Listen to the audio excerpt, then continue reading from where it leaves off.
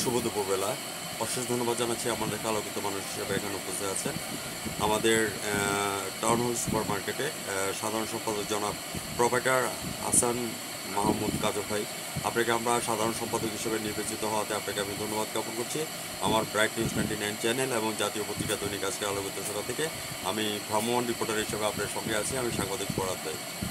কাদর ভাই, আমি আপনার কাছে জানতে চাচ্ছি, যখন আপনি আমাদের এই মার্কেটের মধ্যে সাধারণ সম্পাদক নির্বাচিত হয়েছে, তখন আপনার অনুভূতিটা কেমন ছিল সে কথাটা আপনি সরাসরি আমাদের ব্রাইট নিউজ 99 চ্যানেলে তুলে ধরবেন। আমি সাংবাদিক ফরহাদ ভাই আপনার সঙ্গে আছি। জনাব কাদর ভাই। আসসালামু আলাইকুম। আসলে আমি মার্কেটে আজকে 6 বছর যাবৎ সাধারণ সম্পাদকের পদে আছি। নতুন করে এবার হলাম আবার 5 আগস্টের পর আবার নতুন করে হলাম। ওকে। আসলে সাধারণ সম্পাদক হওয়াটা তেমন কিছু ব্যাপার না, কিন্তু এটাকে ধরে রাখা বা এটাকে মেনটেন্স করা খুব কঠিন ব্যাপার। কেননা একটা বড় দায়িত্ব। রাইট। একটা সেক্রেটারি মার্কেটের অল ইন অল দায়িত্বের কাজ তার উপরেই থাকে। রাইট। এই জন্য অনেক সময় অনেক বিপদের সম্মুখীন হতে হয়, অনেক কিছু আমার বিভিন্ন রকমভাবে প্রেশার ক্রিয়েট করতে হয়। যাক, তারপরও আলহামদুলিল্লাহ ইনশাল্লাহ ভালো আছি, আল্লাহ ভালো রাখছে। বিশেষ করে যেহেতু আপনি আসছেন ফরহাদ ভাই, আপনাকেও ধন্যবাদ আমাকে এই সময় দেওয়ার জন্য। আর বিশেষ করে আমাদের এই টাউন হল হকার্স মার্কেট, আমাদের মার্কেট এখন খুব কঠিন অবস্থায় যাচ্ছে ভাই। মার্কেটের অবস্থা খুব শোচনীয়। দোকানদার ভাইয়েরা মানে বেচা বিক্রি নাই বললেই চলে। 2 দিন 3 দিন পর পর বিসমিল্লাহ বাট্টা বা 1000 1200 800 টাকা বিক্রি করে তার সংসারটা কীভাবে চলে? খুব কঠিন অবস্থা যাচ্ছে। খরচ কিন্তু মাফ নাই। এই যে দোকান ভাড়া, বিদ্যুৎ বিল, আনুষঙ্গিক খরচ, এগুলো কিন্তু দিতেই হচ্ছে। দেখা যাচ্ছে আমরা হকার মানুষ, আমরা খুব কঠিন অবস্থায় দিনকাল কাটাইতেছি। আমাদের ব্যবসা বাণিজ্য একবারে নাই বললে চলে। আজকে আমার ব্যবসা প্রায় 38-40 বছরের ইতিহাসে এই বছরের মতো এত খারাপ অবস্থা আর কখনই আমি দেখিনি। কাজল সাহেব, আপনি যখন নির্বাচিত হয়েছিলেন, তখন আপনার সাথে প্রতিদ্বন্দ্বী কে ছিলেন? আমার সাথে নিকটতম।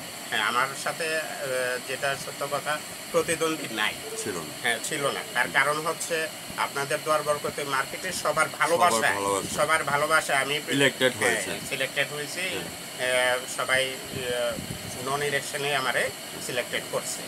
ভিউয়ার্স, এখানে যারা উপস্থিত আছেন আমাদের শ্রদ্ধা ভাইরা, আপনাদেরকে ধন্যবাদ জ্ঞাপন করছি। আপনারা নিজেরা স্বেচ্ছায় সজ্ঞানে ওনাকে সিলেক্টেড করাতে আমার চ্যানেল থেকে আপনাদেরকে ধন্যবাদ জ্ঞাপন করছি।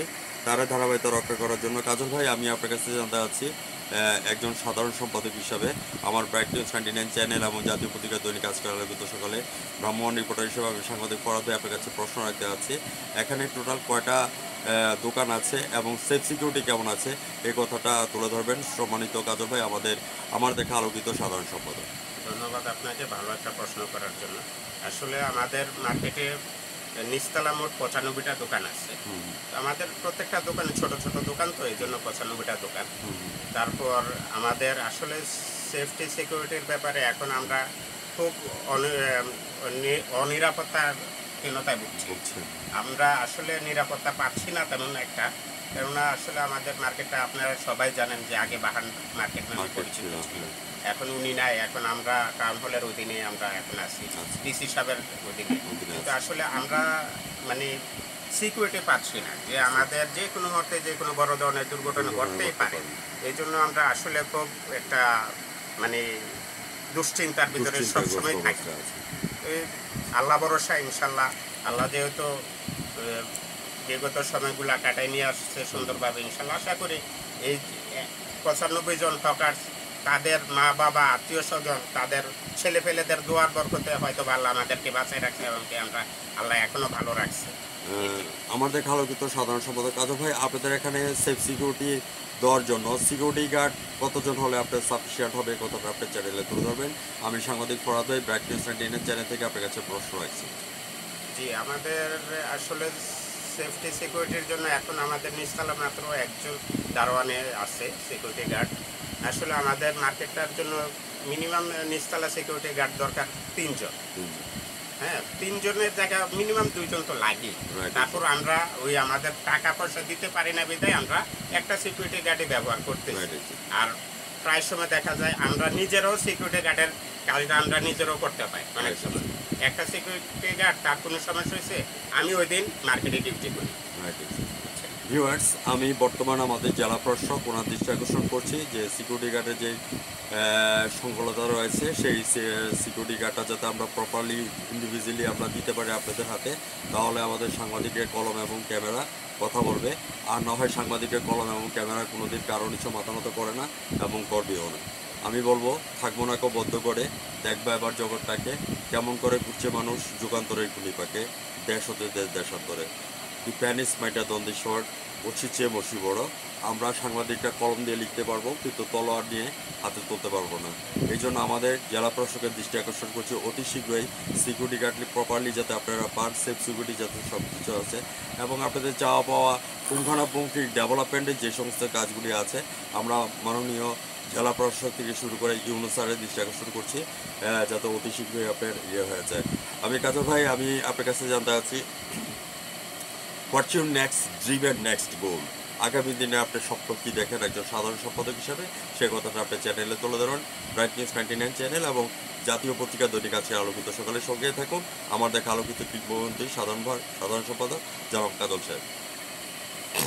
আমি আসলে আশা করতেছি ইনশাল্লাহ আমাদের ভবিষ্যৎ পরিকল্পনা ইনশাল্লাহ ভালো হবে। তার কারণ হচ্ছে নতুন সরকার যখন গঠন হবে বাংলাদেশে, তখন বাংলাদেশের পরিস্থিতি এমন থাকবে না, একটা ভালো পরিস্থিতি অবশ্যই আসবে।